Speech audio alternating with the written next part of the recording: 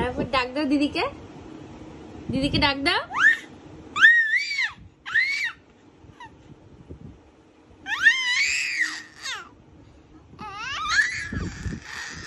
গলা শুকিয়ে গেল তোকে ডাকতে ডাকতে।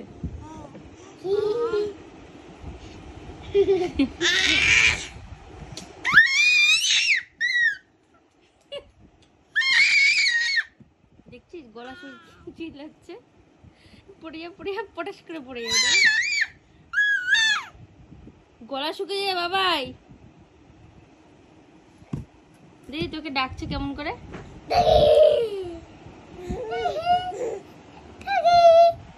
এ দেখো হেয়ারব্যান্ডটা ঠাম্মি কিনে দিয়েছে।